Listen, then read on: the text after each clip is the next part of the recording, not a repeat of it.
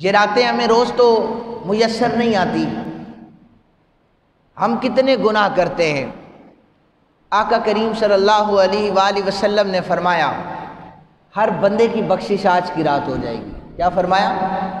ہر بندے کی بخشش ہو جائے گی، جتنا بڑا گناہ ہے جتنا چھوٹا گناہ ہے، ہر بندے کی بخشش آج کی رات ہوگی اگر کسی نے اٹھ کر اللہ سے دعا مانگی تو، اگر کسی نے اٹھ کر عبادات کی تو ہر بندے کی۔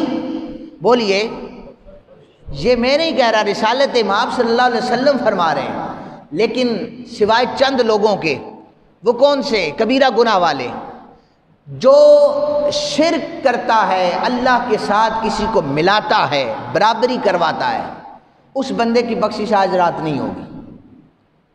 اگر کسی نے زمانہ ماضی میں شرک کیا، اب وہ اگر توبہ کر چکا ہے، جسے سچی توبہ کہا جاتا ہے، اس کی بخشش ہو جائے گی۔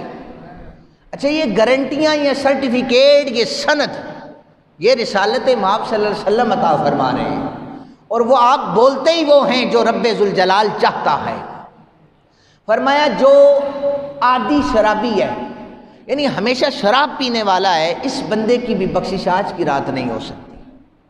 جو اپنے رشتہ داروں سے قطع تعلق کرنے والا ہے، وہ اپنے رشتہ داروں سے ناراضگیاں رکھنے والا ہے، اس بندے کی بخشش بھی آج کی رات نہیں ہوگی۔ جو والدین کا نافرمان ہے، جو والدین کے بڑھاپے کو پائے اور ان کی بے ادبی اور گستاخیاں کرتا رہے، فرمایا ایسے شخص کی بھی بخشش آج کی رات نہیں ہو سکے گی۔ اگر یہ ساری چیزیں اس بندے کے اندر نہیں ہیں تو وہ صغیرہ گناہ کرتا ہے، اور انسان کی فطرت ہے وہ گناہ کرتا ہے۔ یہ مت کوئی سمجھے کہ میں گناہوں سے پاک پیدا ہوا ہوں یا میں گناہ نہیں کرتا۔